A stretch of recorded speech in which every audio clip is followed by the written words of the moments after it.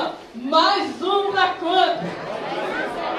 Querido Durval, tu és muito bem-vindo. Estou muito feliz de te ver aqui essa noite. Que Deus possa te abençoar grandemente. Quero convidar agora o diácono André, que vai estar trazendo a palavra da parte de Deus para os nossos corações. São dias libertadores. Fale para o seu irmão assim: estes têm sido dias libertadores. Diga comigo assim: são dias de direcionamento. A cada palavra, Deus tem nos dado direcionamento do alto. Para quê, pastora?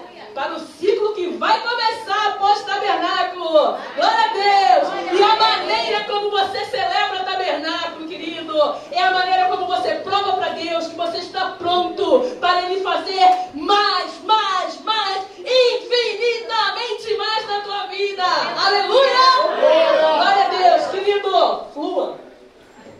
Glória a Deus, queridos. Amém? Graça e paz para a tua vida. Confesso que agora eu fiquei nervoso. Eu estava muito tranquilo até ontem, vendo todo mundo ministrar. A gente brincou com o Antônio, né, Valdir? Brincando com ele.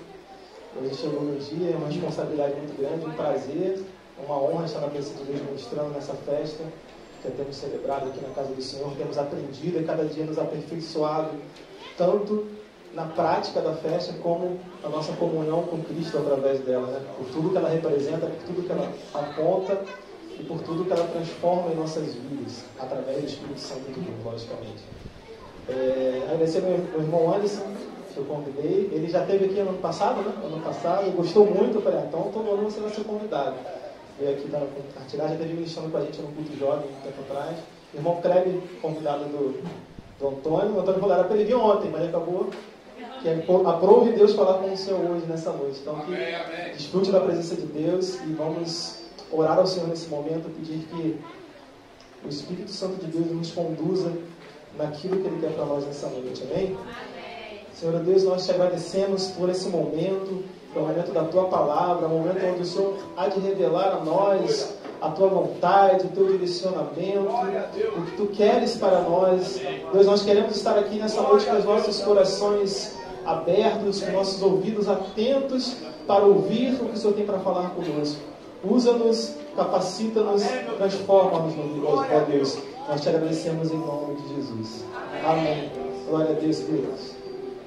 Quero te convidar a abrir a sua Bíblia em dois livros. Quem quiser abrir, abra em Amós, capítulo 9, versículo 11. E quem quiser, abra em Atos, capítulo 15, versículo 15 e 16. Deixa eu abrir aqui Amós. Vou ler os dois com os irmãos. Primeiro, Amós, capítulo 9, versículo 11. Vou esperar um pouquinho mais, que isso é um pouquinho mais difícil de achar.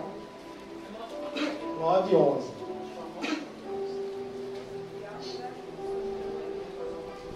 Alguém falta achar? Amós 9 e 11? Vou ler com os irmãos.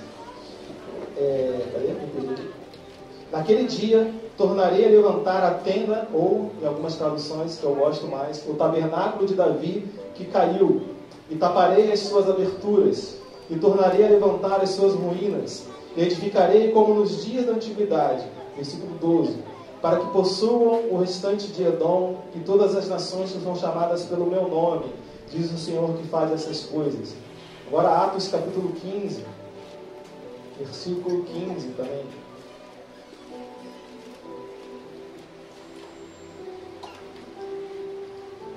Atos 15 mesmo, começar no 15. O apóstolo Tiago se levantou e falou, e com isto concordam a palavra dos profetas, como está escrito. Depois disto, voltarei e reedificarei o tabernáculo de Davi, que está caído. Levantá-lo-ei nas suas ruínas e tornarei a edificá-lo, para que o resto dos homens busque o Senhor, e também todos os gentios sobre os quais o meu nome é invocado, diz o Senhor que faz todas essas coisas, que são conhecidas desde toda a eternidade. Tá bem? Primeiro texto, e acho que o tema é bem fácil de dizer, o tema da mensagem dessa noite, que é reedificando o tabernáculo de Davi. Primeiro o profeta Amós, ele fala, levanta essa profecia, né? E depois, séculos depois, o apóstolo Tiago, ele repete essa profecia contextualizando ela para os dias daquela época e que, como a gente sabe que a palavra de Deus ela é viva e eficaz, ela se estende até nós, tanto a palavra de Amós como a palavra de Tiago. E é sobre esse tema que eu quero conversar com os irmãos nessa noite, que é reedificando o tabernáculo de Davi. Aí você vai se perguntar, mas André, o que isso tem a ver com tabernáculos? A gente vai chegar lá. Para que a gente chegue até esses dois textos, eu quero voltar com vocês alguns anos na palavra de Deus. Eu montei uma pequena cronologia do tabernáculo de Moisés até o tabernáculo de Davi. Houve uma grande diferença entre essas duas épocas na história, do relacionamento do povo de Deus com a arca, com o templo, com a presença, e que Deus vai falar contigo nessa noite, amém? Bom, a gente fala de tabernáculo de Davi, talvez alguns não saibam o que foi o tabernáculo de Davi. Por que é chamado tabernáculo de Davi ou tenda de Davi? A gente vai chegar aqui nessa cronologia, a gente vai construir a história aqui, ou melhor, a gente vai voltar na história aqui, a gente vai relembrar a história e eu creio que nesses minutos aqui Deus vai falar conosco tremendamente. Eu quero começar com vocês, antes de chegar no tabernáculo de Davi, a gente tem que começar pelo tabernáculo de Moisés, que foi quando o povo de Israel saiu do Egito. E Moisés começou a legislar, começou a ouvir a palavra de Deus e construir regras morais para o povo, ordenanças para o povo. As festas foram dadas por Deus a Moisés no deserto.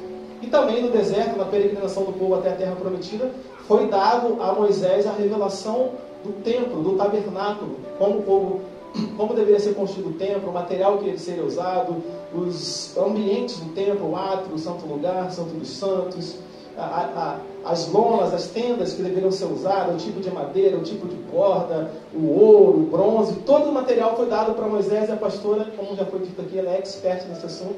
Eu não tenho nem como minuciar, mas nós sabemos, nós aprendemos aqui, tabernáculo, a pastora, quando ela começou a ministrar para o tabernáculo, ela começou nos falando sobre o templo. A palavra de Deus diz que a lei, as coisas, o Novo Velho Testamento, ele é a sombra das coisas futuras. Tudo que aconteceu no Velho Testamento, todas as coisas que Deus planejou e tudo que Deus fez com o povo e fez e os milagres e essas próprias ordenanças, elas apontam diretamente para o nosso Senhor e Salvador Jesus Cristo. Todas as coisas apontam para Ele.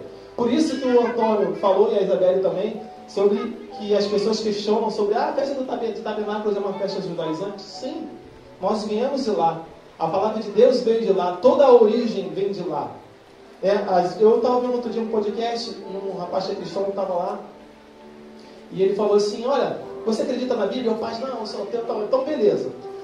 Você acha que é certo trair, adulterar? Não. Você acha que é certo roubar? Tá. Mas aonde que você aprendeu isso? Ele falou, olha, tudo isso foi dado lá atrás, as primeiras regras morais foram dadas por Moisés lá no deserto. Então, tudo que você aprende sobre regra moral, sobre regra de honestidade, de andar corretamente, não foi inventado pelo homem simplesmente, foi dado por Deus e está escrito em um único lugar, que é na Bíblia. As leis, elas refletem aquilo que já foi dado. O pastor mesmo gosta muito de dizer que Moisés ele foi o grande e o primeiro e o maior legislador que já existiu sobre a terra. E as regras dos homens hoje, elas respeitam basicamente, diretamente o que foi dado, sobre os 10 mandamentos, as regras morais que foram dadas. Então o tabernáculo de Moisés, ele apontava para Jesus. A gente não vai entrar muito nesse detalhe do tabernáculo de Moisés, porque eu quero falar do tabernáculo de Davi.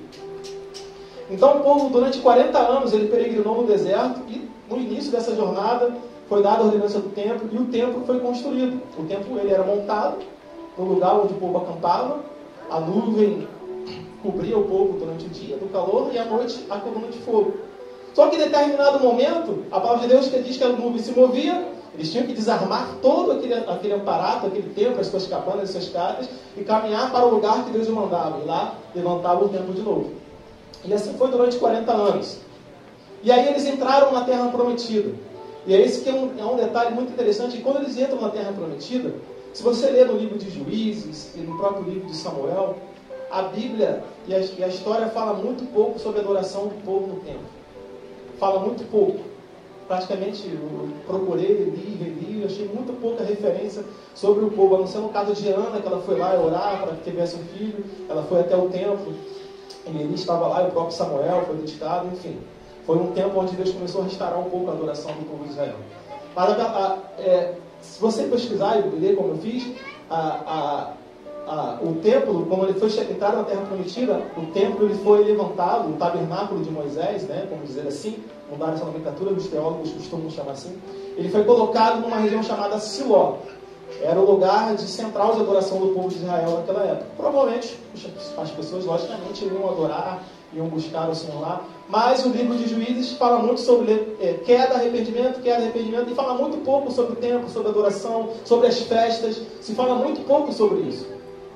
E o povo de Israel, ele foi perdendo, e se você ler o livro de Juízes, o próprio livro de Samuel, no início da jornada de Samuel, de Eli, o povo foi perdendo um pouco aquela paixão, aquele amor, aquela comunhão que ele tinha com Deus. O povo foi se afastando.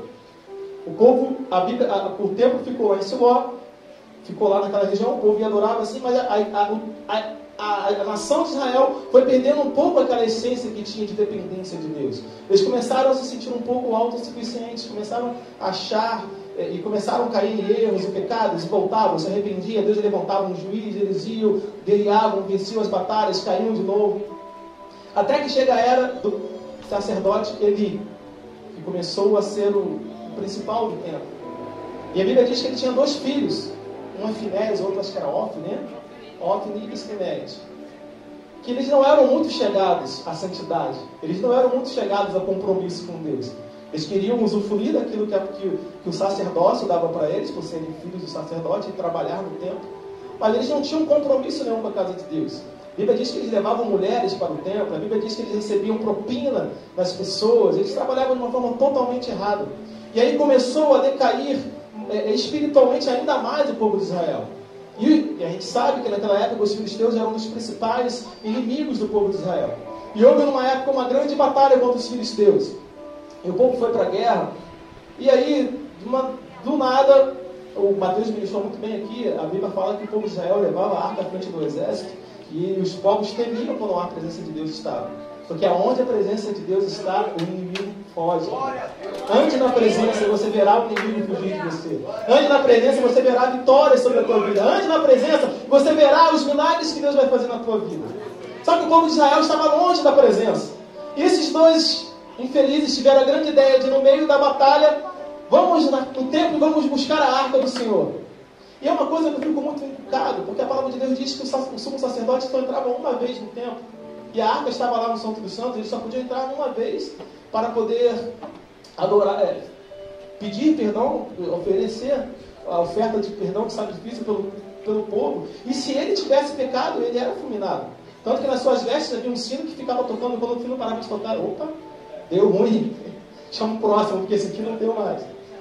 E esses infelizes, eles entraram, logicamente, acredito eu, entraram no santo lugar, pegaram a arca e colocaram. Eu não acredito que foi nos ombros, que a pastora nos ensinaram que a arca tem que andar nos ombros daquele que é santo. Aquele que é santo carrega a arca sobre a presença de Deus sobre seus ombros, o peso, a responsabilidade, o compromisso, a devoção, o amor, a paixão pela presença de Deus. E esses irmãos pegaram, foram para a batalha. E a história diz que os filisteus temeram quando souberam, olha, pegaram a arca lá. E eles começaram a conversar, caramba, a gente vai morrer, a gente vai perder. E como era a providência e a vontade de Deus determinada para aqueles tempos, os filisteus eles não fugiram. Pelo contrário, falaram, quer saber? Vamos lutar, se a gente morrer, morreu, vamos ver o que dá. E eles foram, a palavra de Deus diz que eles venceram a batalha e eles pegaram a arca do Senhor e levaram para a sua terra. Os filhos de Eli morreram e levaram a notícia até Eli. A Bíblia diz que ele estava sentado numa cadeira, ele era um homem muito gordo, né? Falando literalmente, né? E quando ele soube da notícia que os filhos morreram, até aí acho que ele já estava esperando que ia acontecer isso um dia. Mas quando disseram para ele, olha, levaram a arca do Senhor, a palavra de Deus diz que ele tomou um susto, caiu, bateu a cabeça e morreu. Logo em seguida, uma das suas noras, a filha de Finéias, se eu não me engano, estava para dar a luz e também deu a luz a uma criança e deram o nome dele de Icabode, que significa foi-se a glória de Deus. Queridos, não há nada pior na nossa vida do que perder a presença de Deus. Não há nada pior na sua vida do que você andar longe da presença de Deus. Você olhar para os céus e não ver os céus abertos como temos profetizado nesses dias. E você ver céus de bronze. E você perceber, e pior, quando você sabe, isso está acontecendo porque eu estou longe da presença de Deus. E se você está aqui nessa noite, longe da presença de Deus, é tempo de voltar para a casa do Senhor. Se você está afastado, é tempo de se aproximar da graça do Senhor que é derramada todos os dias sobre a tua vida. É tempo de se voltar para o templo, de se voltar para a presença, de não permitir que a glória de Deus fique longe de você, porque certamente você está morto. Está andando, falando, conversando, se relacionando, mas está morto. Para Deus está morto. E Deus quer que você tenha vida e vida com abundância nessa noite. A palavra de Deus diz que os filisteus levaram a arca. E quando chegou lá, começaram pestes a acontecer no meio deles. Eles ficaram 6 meses com a arca. E acho que eu não me lembro. Agora eu estava relendo essa mensagem ontem, geral. Meio que da madrugada, eu tenho a mania meio que da pastora de preparar a mensagem depois das 11 da noite, a gente vai vendo, passando da hora. E eu sei que foram pragas, se não me engano, foram lepras, úlceras, e eles ficaram desesperados com isso. E eles falaram, olha, vamos devolver a arca, porque com certeza, isso é porque a presença de Deus está aqui. Até o inimigo sabe e entende que a presença de Deus é poderosa, mas muitas vezes na nossa vida nós desprezamos essa presença. Então o povo filisteu pegou a arca, levou para um lugar chamado Bet-Semes, largou lá, houve uma confusão, chamaram Samuel sacrificou, eles venceram os filisteus, houve uma grande restauração. Só que pegaram a arca e não levaram de volta para o templo. Pegaram a arca e deixaram um lugar marcado de um homem chamado Obed-Edom. A gente está chegando lá. A Bíblia diz que a arca ficou nesse lugar durante 20 anos. Durante esses 20 anos, Samuel estava legislando. Aliás, logo em seguida desse episódio, o povo de Israel clamou a Samuel por um rei. Falou, olha, nós queremos um rei, todos os povos têm um rei para chamar de seu, nós também queremos ter. Olha, me bota um rei. E aí a Bíblia diz que Samuel falou, olha, vocês querem um rei? Consultou o Senhor. E eu ouvi uma palavra tremenda essa semana, meditando, pesquisando, porque a gente vai chegar lá, vou antecipar um pouco, a Bíblia diz que Davi foi um homem, um rei escolhido segundo o coração de Deus, escolhido por Deus. E Saul, ele foi um homem escolhido segundo o coração do povo. E Deus falou assim, eles querem um rei? Então beleza, vou preparar um rei para eles. Mas Deus não preparou um rei segundo a sua vontade, segundo a vontade do que o povo queria. Vocês querem um homem forte? Eu vou dar um homem forte. Vocês querem um homem alto? Vocês querem um rei que se impõe na sua presença? Eu vou dar para vocês. E deu um rei para eles chamado Saul. Você conhece a história de Saul? Se você não conhece, pesquisa, lê o livro de Samuel, 1 Samuel. Só que o interessante, e aí eu fiquei num impasse também sobre o tempo que Saul reinou sobre Israel, mas independente do tempo que ele reinou sobre Israel, você não vê em nenhum momento Saul preocupado em pegar a arca do Senhor e levar de volta para o templo e restaurar a adoração do povo. Pelo contrário, ele vivia das oferendas e dos sacrifícios que Samuel oferecia. Quando ele ia para a batalha, ele esperava o profeta chegar, o sacerdote chegar para oferecer, para orar, para interceder a Deus e clamar por uma vitória. Eu fiquei um pouco sem entender por que Samuel também não se preocupou em pegar a arca, mas eu creio que havia um propósito de Deus. Estava reservado para Davi essa honra. E Saul não teve nenhuma preocupação com a arca de Deus. Pelo contrário, ele era desobediente, ele fazia aquilo que ele queria. Até o tempo que Deus estava preparando já Davi para o trono. Samuel foi lá, ungiu Davi, e Saul estava reinando. Davi trabalhou com Saul no tempo, tocava para ele, Saul estava reinando. Davi venceu o gigante Golias, Saul estava no trono. Saul teve inveja de Davi, Davi teve que fugir de Saul, e Saul estava no trono. Davi poupou a vida de Saul por 2 vezes, e Saul continuou no trono. Só que o tempo de Saul acabou. E Davi foi ungido como rei num lugar chamado Hebron, ficou reinando lá durante, se não me engano, aproximadamente 7 anos, porque Davi é um descendente de Saul, pleiteando pelo trono. Só que chegou o tempo de Deus, querido. E quando chega o tempo de Deus para a nossa vida, não há quem possa impedir. Havia uma promessa sobre a vida de Davi. Você será rei sobre todo Israel. Davi soube esperar. Davi foi resiliente, é uma palavra muito usada hoje. Davi foi resiliente, ele soube suportar as provações, soube suportar as dificuldades, soube suportar as afrontas, as injúrias, a perseguição injusta. E chegou o tempo de Davi. Davi foi ungido rei sobre todo Israel, não havia mais inimigos dentro de casa para enfrentar. A Bíblia diz que havia uma cidade chamada Jebus, que hoje é Jerusalém, e havia uma fortaleza. E não se sabe por que motivo Davi impôs no seu coração de tomar aquele lugar. Na verdade, Jerusalém já era uma cidade pronta, né, para ele chegar e ocupar. E a Bíblia diz que ele enfrentou aquele povo, ele venceu a batalha, ele chegou em Jerusalém. E quando ele chegou em Jerusalém, olha, alguns teólogos dizem que foi assim que ele foi ungido rei. Não foi, ele foi ungido rei, ele teve que ir para Jerusalém, ele venceu a batalha, e assim que ele se estabeleceu em Jerusalém, ele chamou os líderes do povo e olha, precisamos trazer de volta a presença de Deus para nós. Nós precisamos da presença de Deus na nossa vida, porque foi ela que nos conduziu até aqui. E é interessante, querido, como muitas vezes a gente anda toda a nossa jornada de vida com Deus, e em algum momento a gente se perde pelo caminho, a gente se afasta da presença, e a gente começa a andar pelas nossas próprias vontades, pelos nossos próprios desejos, fazendo as nossas próprias coisas, e achando, e eu sempre vou me lembrar dessa palavra, que está escrito lá na Bíblia, mas isso me chamou muita atenção quando a pastora ministrou a primeira vez, quando fala de Sansão. Quando ela falou a primeira vez, eu comecei a ler, e toda vez eu vou lá e volto e leio, que quando Sansão se levantou para lutar contra os filisteus, e ele não sabia que a presença de Deus não estava mais com ele. É como o povo de Israel que largou a arca do Senhor lá na casa de Obed-Edom. Aliás, não foi Obed-Edom, Abinadab, tá? Em primeiro lugar, ela ficou 20 anos na casa de Abinadab, Obed-Edom vai ser agora. Na casa de Abinadab, largaram a arca lá. E eu fico tentando entender como é que eles subiam ao templo para adorar, sim, a presença não estava. Como é que eles iam para o templo lá em Siló? E depois a minha história diz que o templo foi transferido para um lugar chamado Gibeon. Como é que eles subiam para adorar sem a presença de Deus? A arca estava na casa de uma pessoa. E Abinadab era um estrangeiro. Ele não era nem da nação. A arca caiu na casa dele e ficou lá. E as pessoas esqueceram. Mas Deus levantou um que se lembrou. Precisamos trazer a presença de Deus de volta. E Deus tem buscado levantar nesses dias igrejas, pessoas, homens e mulheres que clamem pela presença de Deus nesse lugar, nessa nação, nesse estado, nessa cidade.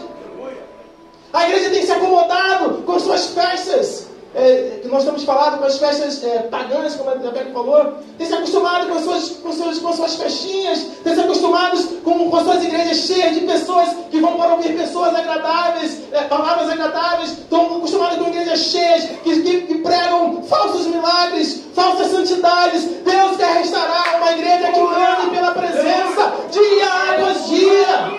Foi isso que Davi fez. Ele foi em busca da presença do Senhor, porque ele não poderia viver sem ela. Vamos buscar a presença. E ele foi. Infelizmente ele não foi da maneira certa. Às vezes a gente se empolga, às vezes a gente se conversa no primeiro amor. E eu me lembro muito um debate que eu via na rádio da pastora não, já talvez tenha sido a Baby do Brasil. Não é, enfim, é a segunda minha. Quando ela se converteu, ela ia em muitos programas evangélicos, muitas rádios. E ela foi na Rádio Melodia e ela começou a falar: olha, porque Deus está fazendo comigo. E o pastor falou: olha, baby, calma, vai devagar, ora mais, busca mais. Você pode estar vivendo uma emoção, isso é perigoso, porque o inimigo, ele é astuto. E quantas vezes as pessoas vêm aqui na igreja, já aconteceu, recebem uma bênção, uma cura? Não, porque agora eu não deixo mais de vir para a igreja. Não vem nem no próximo culto. Não vem nem no próximo culto.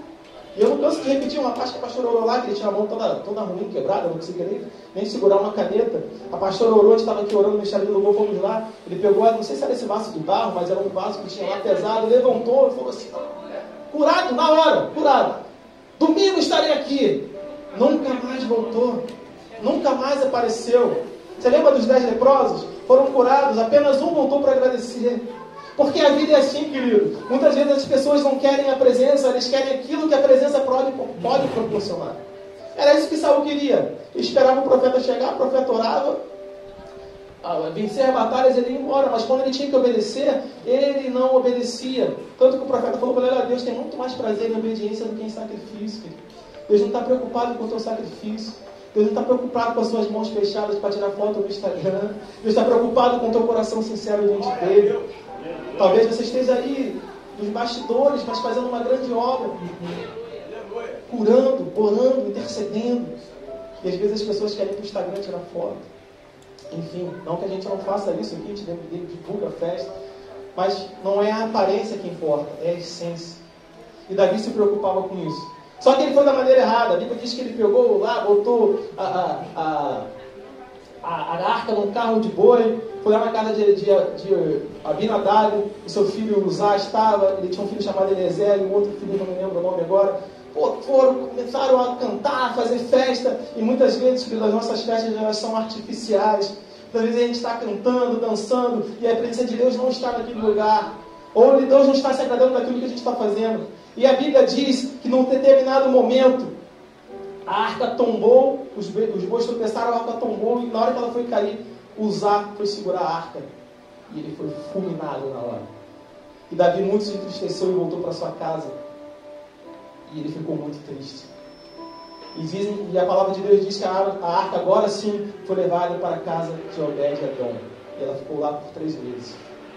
E chegaram para Davi e falaram assim: Davi, a arca está na casa de Obed-Edom e ele está sendo muito abençoado. Deus tem transformado a vida dele. Mas Davi não estava preocupado com a bênção que estava na casa do irmão. Ele estava preocupado com como ele teria a presença de Deus para ele. Muitas vezes a gente é preocupado, né? Pô, meu irmão está sendo abençoado, meu irmão está conquistando, meu irmão, e eu? Querido, busque a presença e as bênçãos de Deus se liberarão sobre a sua vida também. E agora, tem uma curiosidade interessante aqui. A Bíblia diz que a arca ficou na casa de Abinadab durante 20 anos. E a Bíblia não fala nada que aconteceu lá. Não fala que nada mudou na vida de Abinadab. Só diz que tinha um filho que tomava conta da arca. E no momento que ele foi levar a arca, um dos filhos dele morreu.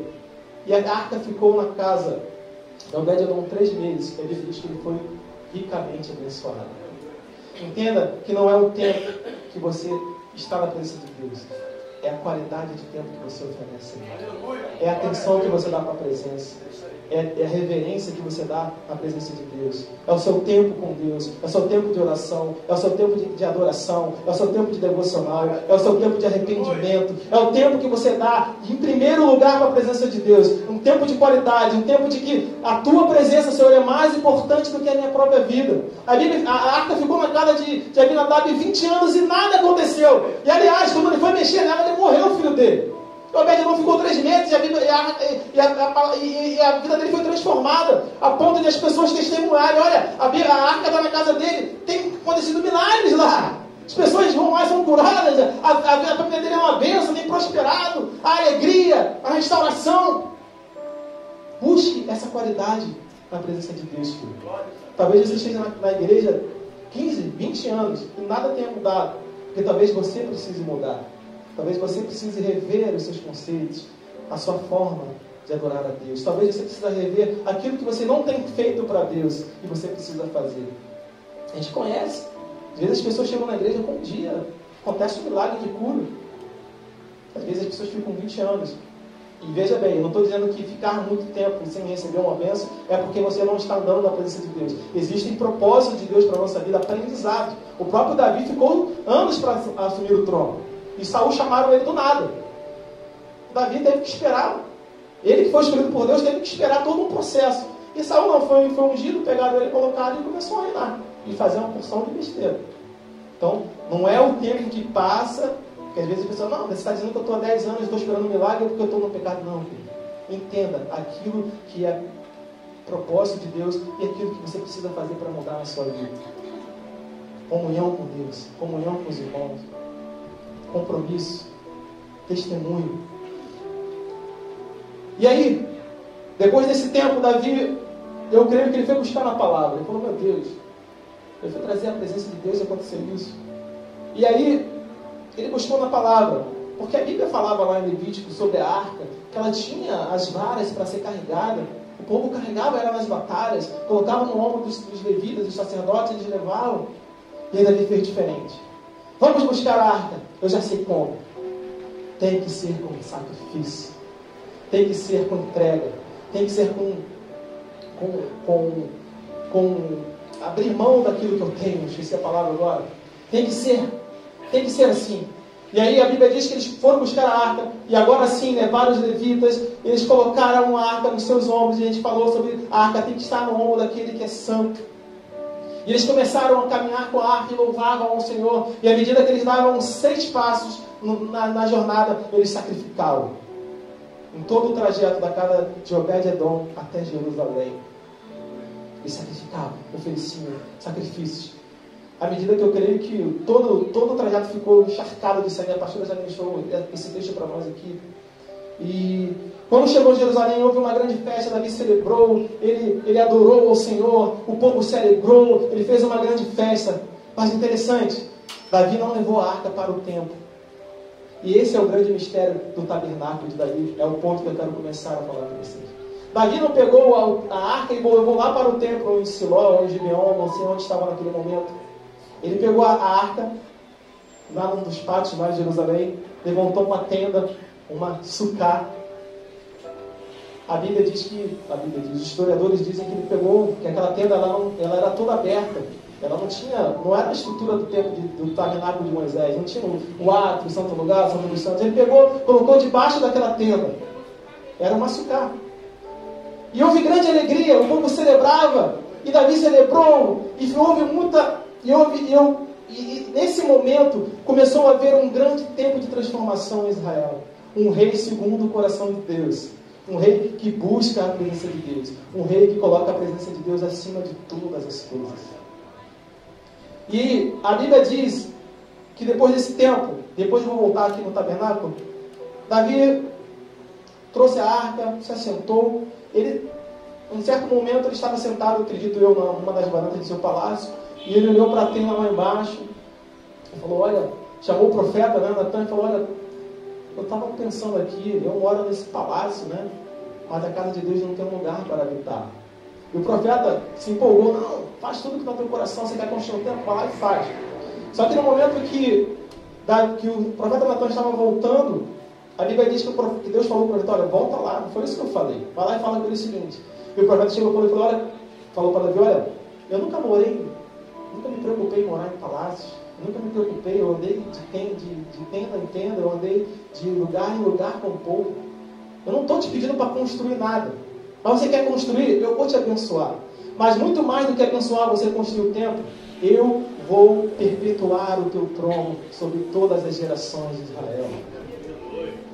Davi não estava entendendo que o que Deus queria não era um templo de pedra, de ouro, de prata, tanto que Jesus falou lá para os discípulos, olha, não haverá pedra sobre pedra que não será derribado. Deus não está preocupado com isso. Deus está preocupado de que você esteja perto da presença. Deus não está preocupado com seus adornos, com seus adereços, a forma como você se veste, a forma como você, com o carro que você tem, com a casa, com o tênis que você veste, se a igreja está pintada de ouro. Deus está preocupado com a essência no coração das pessoas que o buscam. Deus está preocupado se você quer estar perto da presença dele. E o tabernáculo de Davi representava exatamente isso. E Davi não havia entendido ainda, não sei nem se ele entendeu durante toda a sua vida, porque ele continuou com o projeto do tempo e Deus abençoou ele.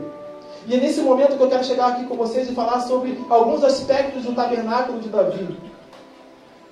E eu creio que o Espírito Santo falou comigo, eu quero compartilhar com você, e eu quero compartilhar que o tabernáculo de Davi, o templo do tabernáculo de Davi, foi um templo de graça no Antigo Testamento. E eu quero falar com vocês por que eu cheguei a essa conclusão. Primeiro aspecto do tabernáculo de Davi é que Davi, ao retirar a arca, ele não levou para Siló, como eu falei, ele levantou uma tenda em Jerusalém porque ele queria a presença perto dele. Mas um outro aspecto que havia no tabernáculo de Davi, eu já falei também aqui, vou repetir, era o tabernáculo de Davi, ele não havia divisões.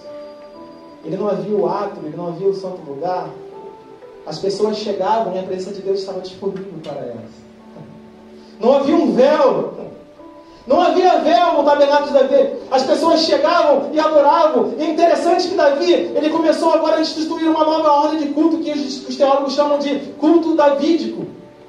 ele instituiu uma coisa que não havia naquele tempo. Ele colocou músicos para adorar. E os músicos estavam 24 horas, se separaram em turnos e adoravam o Senhor, declarando que Ele era santo. E Davi pegou, que foi o primeiro salmo que ele escreveu, e falou: olha Asaf, toma aqui, ó, e adora ao Senhor. E uma das frases que está escrito lá nesse texto, ele diz assim, olha, em uma das músicas que nós cantamos há pouco tempo, diz, olha, cantai ao Senhor um cântico novo, cantai ao Senhor todas as terras, porque o nosso Deus, Ele não é somente o Deus de Israel, Ele é o Deus de todas as tribos, Ele é o Deus de todos os povos, Ele é o Deus de toda a terra.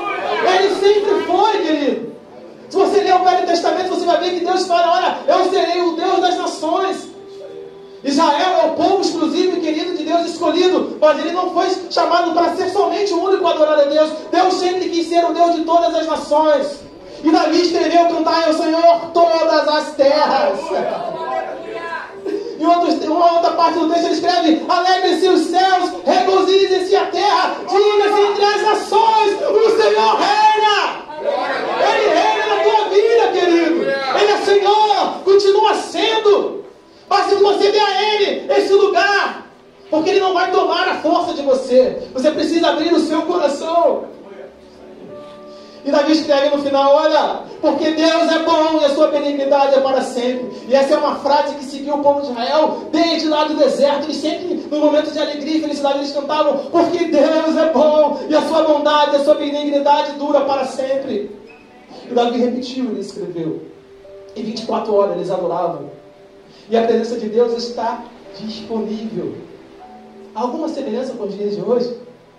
A Bíblia diz que quando Jesus ressuscitou, o véu foi rasgado de cima a baixo. Quando Jesus morreu, o véu foi rasgado, o sacrifício foi cumprido. Mas naquele tempo, talvez Davi não entendia, talvez ninguém entendesse como que a arca não estava no Santo dos Santos, ela estava no pátio de Jerusalém, para que as pessoas visitassem, entregassem as suas ofertas e adorassem. Só que Davi não se esqueceu do templo, tá? A Bíblia diz que ele pegou homens e levou e separou em turnos também para que adorassem em frente ao templo, diante do templo do Senhor. Só que a presença agora ela estava no centro, estava próximo, no lugar mais estratégico de toda a nossa história. Jerusalém, o relógio do mundo, estava lá. Não estava mais em Siló, não estava mais em Gibeon, estava em Jerusalém, onde e para onde apontam todas as coisas.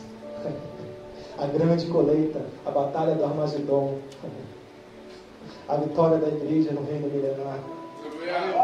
Tudo aponta para Jerusalém, querido. A Bíblia é judaizante. Nós devemos ser judaizantes sim, porque de lá vem o nosso Salvador. De lá vem a nossa essência. De lá vem a nossa história. Somos todos descendentes de filhos de Abraão. Não rejeite aquilo que Deus tem feito na tua vida, querido. Outro aspecto do tabernáculo de Davi. Eu já falei, não havia véu. E a arca estava numa sucata. Quando me parei com esse detalhe, eu falei: caramba, Deus, eu acho tremendo. Quando Jesus veio, a Bíblia diz lá em João capítulo 1 que o verbo era Deus, no princípio o verbo estava com Deus, e o verbo se fez carne e habitou e tabernaculou entre nós. A tenda numa sucá, ela reflete toda a fragilidade do homem que habitava em sucá, na festa dos tabernáculos. E Deus quis habitar numa sucá, assim como o povo de Israel. Deus queria, como Jesus, estar entre o povo de Deus. A tenda, o tabernáculo de Davi apontava para Cristo. E talvez nem ele soubesse disso. Talvez o povo de Israel até hoje não saiba disso. Na verdade, eles não sabem. Mas a gente se preocupa muito com o tempo de Moisés, que é importantíssimo, é a origem, é como Deus ordenou, e ela aponta para Jesus. Mas o tabernáculo de Davi tem um mistério, que eu costumo dizer que é o tempo da graça.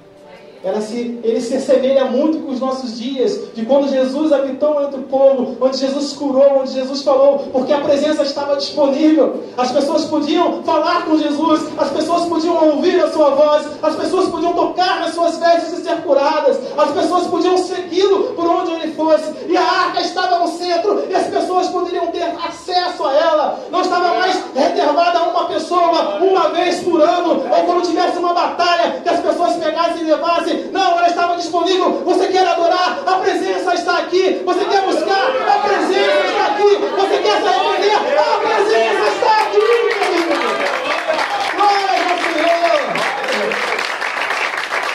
tabernáculo de Davi representa o templo da graça de Deus em meio à lei.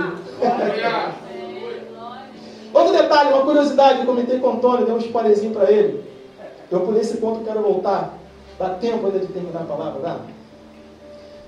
Quando Davi recebeu a notícia do Senhor tal, e o tempo foi passando, ele comprou a ilha de Araúna, que ele nem sabia, e ali foi construído o templo, depois Salomão construiu.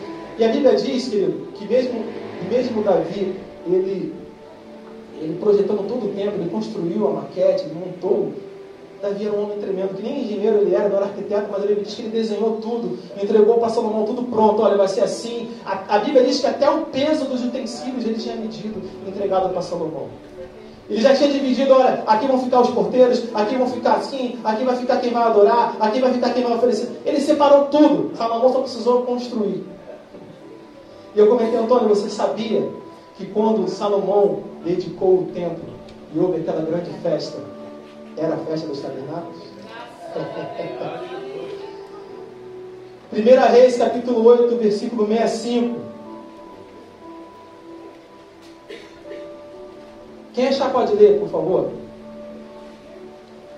1 Reis, capítulo 8, versículo 65. No meio do templo, celebrou Salomão a festa, e todo Israel com ele, uma grande congregação, desde a entrada de Ramate até o rio do Egito, perante a face do Senhor, nosso Deus, por 7 dias, e mais 7 dias, 14 dias. Amém. Há algumas versões, não sei se a tua vai ter, algumas versões atualizadas que diz que Salomão celebrou a festa dos tabernáculos. Houve tanta alegria que eles celebraram nem 7, foram 14 dias. Eles ficaram lá. Vamos orar aqui logo, a presença está aqui, vamos ficar. Então, só uma curiosidade, para vocês ficarem ligados, que tudo aponta para Cristo. O tabernáculo está no centro disso tudo. A gente não celebra o tabernáculo porque a gente acha bonitinho. A gente celebra porque a gente entende e acredita que é um tempo profético de Deus para as nossas vidas. Eu fui pego de surpresa lendo, pesquisando, falei, caramba, eu não sabia dessa informação. Quando Salomão dedicou o templo, foi na época da festa de tabernáculos. E o povo celebrou a festa. Mas agora, querido, chegando no momento de conclusão da palavra, voltando ao tema inicial, por que eu peguei esse texto e por que o tema da mensagem é reconstruindo a tenda de Davi? E aí, eu entendo, o Espírito Santo ministrou no meu coração, que há duas visões proféticas para esse texto de Amós, repetido e confirmado pelo apóstolo Tiago. E a primeira visão profética que há para esse texto que é a visão da profecia cumprida. Quando, no texto de Atos lá, se você voltar e ler desde o início do capítulo, a Bíblia menciona que naquele momento estava havendo um grande concílio de Israel, porque haviam fariseus que haviam se convertido. Quando a gente fala em fariseu, a gente leva muito para o lado pejorativo, né, de pessoas que não, da época de Jesus, deturpavam a palavra. Mas o fariseu, ele era um religioso. E a Bíblia diz que respeitava muito a lei. E a Bíblia diz que alguns já haviam se convertidos. Só que como eles eram fariseus, eles ainda estavam com alguns costumes judaicos. Porque a Bíblia é judaizante, eles são judeus, eles continuavam com seus costumes. Circuncisão, não comiam carne de animal, como é que dá o nome? Morto e sufocado, carne de porco, eles consideravam muito, e continuavam com as mesmas práticas.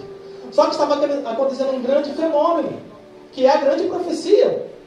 Quando a gente fala do tabernáculo de Davi, que é o rei de Deus de todas as nações, de todas as terras, os gentios estavam começando a se converter. Eu já tinha levantado Paulo, Pedro já havia tido a revelação do centurião Cornélio, e os gentios estavam se convertendo, estavam sendo cheios do Espírito Santo. E aí esses judeus queriam que esses homens que não tinham os costumes judaicos praticassem as mesmas práticas que eles. Circuncisão, não comer carne de porco, e não sei o quê, e não podia.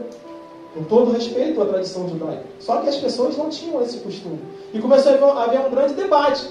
Porque Paulo, Pedro diziam, olha, não há necessidade, Jesus não veio para isso, a revelação não é para isso. Eles são livres, nós não podemos imputar esse peso a eles porque eles não têm esse costume. E eles não conseguiam entender que pessoas que comiam carne de porco estavam falando em línguas, sendo cheias do Espírito Santo, sendo batizadas, estavam orando uma pelas outras, pessoas sendo curadas. Eles não conseguiam entender. E Pedro começou a dar o testemunho, Paulo começou a dar o testemunho das suas viagens. E aí Tiago se levantou, e ele fala, Queridos, e o mais tremendo disso tudo, querido, que os primeiros discípulos e apóstolos, eles não tinham o Novo Testamento. Nós temos. O Novo Testamento foi construído por eles. Eles tinham que buscar no Velho Testamento uma referência para comprovar aquilo que estava sendo feito. E aí Tiago fala, olha, isso é o que foi predito pelo profeta. Nos últimos dias levantarei a tenda de Davi que está caída, o tabernáculo de Davi que está caído, para que os gentios possam buscar ao Senhor, para que as nações possam buscar ao Senhor, e eu restituirei como nos dias da antiguidade. Eu serei um só povo, eu serei um só Deus para um só povo. A profecia, e Tiago estava agora reafirmando que em Cristo estava cumprida a profecia de Amós. Em Cristo, através da revelação e do derramamento do Espírito Santo, estava cumprida a palavra de Amós. Hoje você tem livre acesso ao Pai. O véu foi rasgado, porque embora Davi tenha construído o tabernáculo, o povo voltou para o tempo antigo. O povo queria o véu. Porque muitas vezes as pessoas não querem ter face a face com a presença de Deus. Elas querem ter interlocutores para chegar a Deus por ela. Pare com isso, querido. Você tem livre acesso. Você pode entrar no teu quarto, dobrar o teu joelho e falar diretamente com Ele. As pessoas voltaram para o templo, construíram o véu. Davi não entendia. Eu creio que o templo do tabernáculo de Davi foi um templo profético de ensinamento para nós, como nós estamos trazendo aqui. E não havia nada de errado de construir o templo. Foi um desejo maravilhoso e lindo no coração de Davi. E Deus honrou. Só que trazendo para os dias atuais, você vê como o povo queria voltar para o véu. As pessoas queriam um sacerdote que buscasse por ela. Eles não tinham entendido que a presença estava disponível. Jesus está disponível para você. A graça está disponível para você. Os céus estão abertos para você, querido. Ele fica com o Senhor. A profecia restaurando o tabernáculo de Davi é uma revelação da profecia cumprida e se cumprindo dia após dia conosco hoje, pregando e oferecendo e ministrando Jesus para todo aquele que crê. Isso é repente. Deus continua restaurando o tabernáculo de Davi. Talvez o seu esteja caído. É tempo de restaurar, é tempo de voltar para a presença, porque ela está disponível. E a segunda visão. Aliás, eu separei 2 textos aqui. O primeiro está em Coríntios, capítulo 3, versículo 16, que diz: não sabeis vós que sois templo de Deus e o Espírito Santo de Deus habita em vós.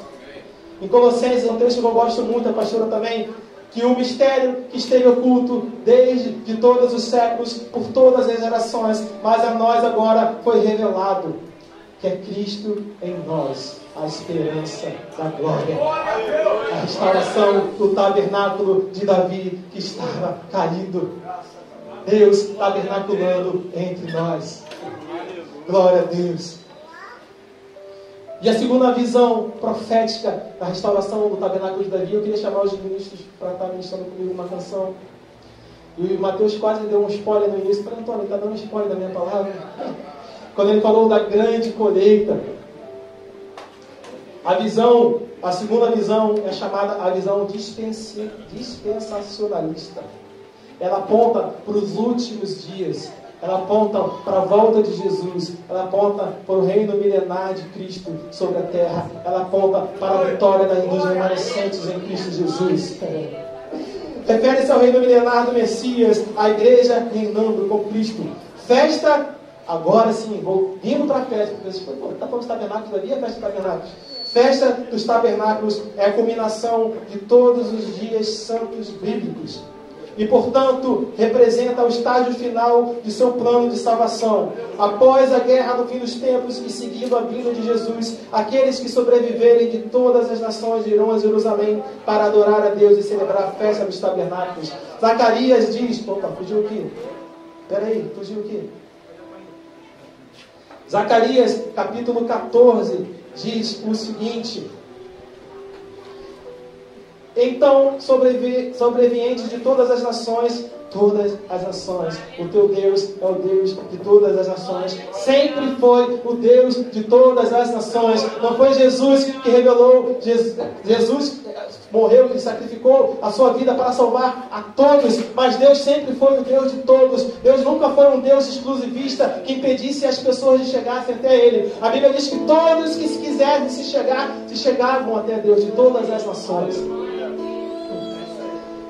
de todas as nações de Jerusalém, e subirão ano após ano para adorar o Rei e Senhor dos Exércitos, para celebrar a festa das cabanas, ou a festa dos tabernáculos. E eu quero encerrar, quero te convidar a ficar de pé. Quero te convidar a ler Apocalipse, capítulo 7. Nós vamos ministrar essa canção e encerrar esse momento. Enquanto nós cantamos essa canção, querido, eu quero que você reflita na tua vida. A presença de Deus, o tabernáculo de Davi, que estava caído, pode ser restaurado na tua vida nessa noite. Abra teu coração. Eu não sei se você é crente, se você não é crente, se você está afastado, se você está na presença, mas talvez o seu tabernáculo esteja caído e precisa ser restaurado. Apocalipse capítulo 7, a partir do versículo 9 diz: depois dessas coisas, olhei e vi aqui uma multidão, da qual ninguém podia contar, de todas as nações, tribos, povos, línguas, que estavam diante do trono, perante o Cordeiro, trajando vestes brancas e com palmas nas suas mãos, palmas referente a tabernáculos. Glória a Deus, aleluia! E clamavam com grande voz, dizendo: salvação ao nosso Deus, que está sentado no trono, e é o Cordeiro. E todos os anjos estavam ao redor do trono, e dos anciãos, e dos vários animais, e prostraram-se diante do trono, sobre o rosto, e adoraram a Deus, dizendo: amém, louvor, e glória, e sabedoria,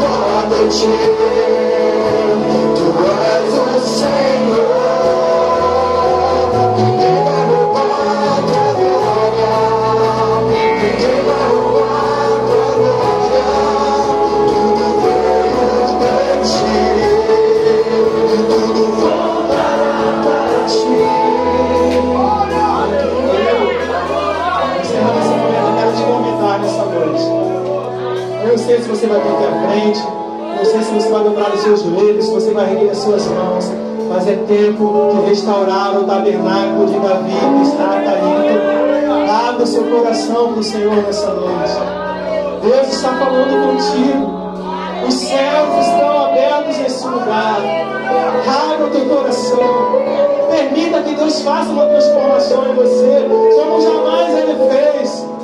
Não importa quanto tempo que você tem de igreja, não importa se você não está na igreja, e se você faz algumas coisas que você sabe que desagrada a Deus, permita que Ele faça a transformação.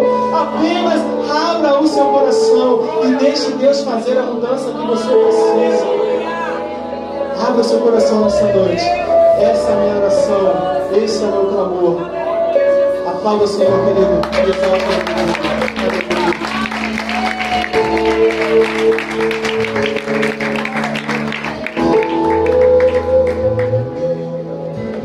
Ainda de pé, como você está, a pergunta de Davi, ela é forte ao nosso coração. Muitas vezes a gente vai numa igreja, a gente pergunta para nós mesmos, né? O que eu vou receber lá? É culto de quê? É culto de cura? É culto de prosperidade? É culto disso? É culto daquilo? Em outras palavras, o que eu vou ganhar com isso? Mas Davi não perguntou isso. Ele fez uma pergunta chave no mundo espiritual. Ele disse: que darei eu ao Senhor por todos os benefícios que Ele me tem feito? A primeira coisa que eu percebo é alguém que entende e é grato e reconhece os benefícios de Deus mais do que ele podia merecer. Ele não disse: o que é que Deus vai me dar? Ele disse: o que eu posso dar? Aleluia! Aleluia! Que inversão de valores é essa em nossos dias, querido? Que inversão de valores é essa? Fecha nas portas das igrejas, vem cá que tu vai receber isso, tu vai receber aquilo. O que é isso, querido? A Bíblia diz: dai e dar-se-vos-á. Aleluia! Por que a gente inverte? Deus me dê para eu pensar se eu devo dar. A lógica de Deus é diferente da nossa. A Bíblia diz: dai e dar-se-vos-á. Porque isso é só você lembrar da escada que Jacó viu. Quando ele deitou a sua cabeça num travesseiro feito de pé no deserto, ele viu que os anjos de Deus, eu sei que fiquei encucada com isso, mas meu Deus, é um negócio esquisito. Os anjos de Deus subiam e desciam por aquela escada. Eu falava: mas não era o contrário, os anjos que estão no céu não eram para descer primeiro. Por que ele subiu primeiro? Porque Deus começa a nos dizer que primeiro a nossa entrega sobe para que a vitória desça. A Bíblia diz que os anjos subiam e desciam por aquela escada. Se você entende essa revelação, essa palavra da parte de Deus, é só lembrar que tabernáculo é tempo de prosperidade. O Senhor disse: ó, ninguém apareça diante de mim de mãos vazias. Sabe por que ele falou isso? Não é porque ele quer o teu dinheiro, é porque ele quer que você entenda que tudo que você tem vem dele. Porque dele, por ele e para ele são todas as coisas. Solicite o melhor para ir no seu lugar e venha ofertar em terreno fértil. Tabernáculo é tempo fértil de Deus. Aleluia! Os irmãos certamente aí estão disponíveis para você. É só você fazer assim, aleluia. Solicite aí.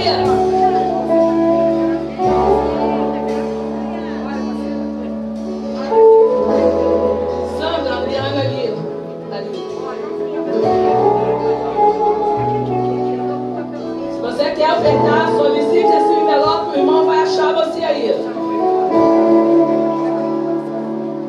Nós vamos estar nessa noite também orando por cada propósito.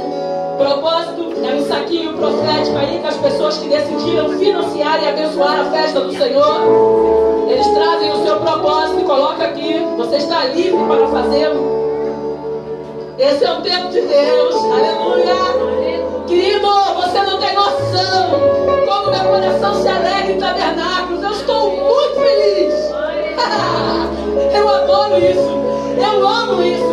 Eu amo corações gratos que reconhecem o Deus que tem. Aleluia. Eu sei que você pode perguntar: mas que igreja de glória é essa? Pessoas esquisitas, 7 dias adorando o Senhor. Eu falo: querida, é muito pouco. É uma semana de todas as semanas que Deus tem nos dado. E se você acha a gente esquisito, eu também não vou ligar. Porque Moisés disse conosco. Que diferente nós somos de todos os povos que há sobre a terra. Aleluia. Alguém erga aqui para mim propósito. Alguém erga, por favor. Tu quer mais alto, pastor? Estenda suas mãos para cá. Eu vou orar primeiro pelos propósitos e vou orar pelos ofertórios, pelo dízimo e pelas ofertas. Corrija. Espírito Santo de Deus, você que está participando do propósito, põe a mão no seu coração. Senhor, pelo 6º dia nós estamos aqui orando e profetizando sobre todas as vidas que estão em propósito contigo, Senhor. Tu conhece cada vida, cada caso, cada história, cada coração. Deus, em nome de Jesus, nós te apresentamos as nossas mãos, Senhor, com as nossas mãos limpas, Senhor, o nosso coração puro. Nós pedimos a Ti, purifica as nossas mãos a cada dia, a cada segundo, minuto, a cada instante. Santifica os nossos corações, Senhor. Nós abençoamos cada vida, nós abençoamos cada casa. Em nome de Jesus, nós oramos agora, Senhor, abre portas onde não há portas.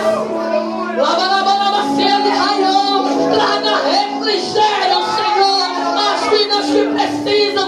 Traga conforto, consolo. Levanta os que estão caídos. Levanta o tabernáculo de Davi que está caído.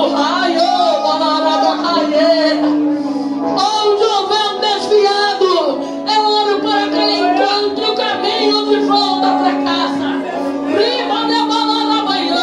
Há pessoas pedindo por desviados para que eles voltem.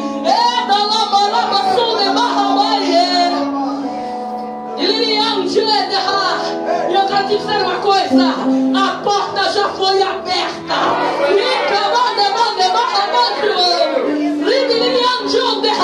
Dentro de pouco tempo ele encontrará o caminho de volta para casa. Nós abençoamos, Senhor, pedindo que Tu seja a provisão, que Tu seja a resposta. Oh Deus, e torna-nos também resposta, que possamos como crentes sermos resposta a essa geração. Nós oramos assim, em o nome do Senhor Jesus. Abençoe a oferta do Teu povo na Tua casa, Senhor. Abençoe o ofertório, abençoe o dizimista, o ofertante, que cumpra na vida dele o dar e o dar-se-vos-á de Deus. Eu abençoo sua vida, em o nome do Senhor. Se você recebe essa palavra, diga amém. Diga eu recebo. Diga graças a Deus. Diga ao Senhor.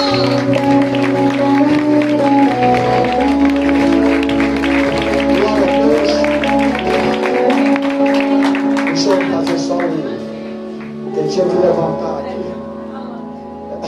Era o Anderson meu, que é o verdadeiro representante de Israel. Era você mesmo, tinha que levantar.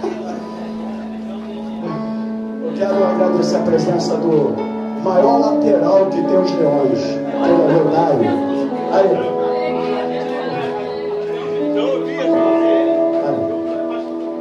Viu? O time dele não ganha de ninguém, mas tem 2 pastores no time.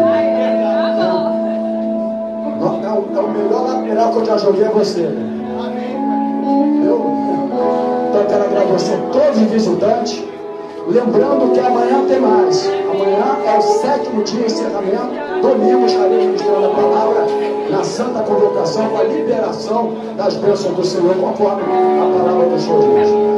Então nós queremos agradecer a presença de todos vocês. Uma honra. Só baixa o instrumento mais um pouco para a gente ver. Uma honra muito grande de Deus aqui conosco. A Érica, a igreja Shalom aqui presente, os irmãos, muito obrigado pela presença de vocês, irmãos. Enfim, uma alegria muito grande. Então não é fácil não fazer uma festa, uma igreja pequena, 7 dias, 8, na verdade 8 dias, 7 dias, 8º, a gente termina, né? O pré-tabernáculo, fazer tudo isso que a gente faz aqui, sem fazer um sensacionalismo financeiro, porque nós não aceitamos isso aqui na igreja. Tudo aqui é pelo povo de Deus, né? Então nós queremos agradecer você que está aqui nessa noite. Vamos orar nesse momento. Obrigado, meu Deus, por essa noite. Obrigado pela tua palavra. Obrigado pelos milagres que já aconteceram aqui nesse lugar. Obrigado pelas portas que já se abriram, céus que se abriram na tua vida financeira, na tua vida profissional, na tua vida sentimental, na tua vida familiar, porque nós cremos na tua palavra, e a tua palavra foi ministrada nesta noite, e eu sei que muitos tabernáculos aqui foram restaurados pelo poder da tua palavra. Leva-nos guardado por ti. Livra do homem maligno, do homem sanguinário, do malfeitor, do acidente, do roubo, do assalto e das balas perdidas. E agora, que o amor de Deus, que a graça do nosso Senhor e Salvador Jesus Cristo e a comunhão do Espírito Santo do Senhor esteja com todos vocês, não só hoje, mas para todos sempre. E a igreja lavada e redimida pelo sangue do Cordeiro de Deus, glória a Deus.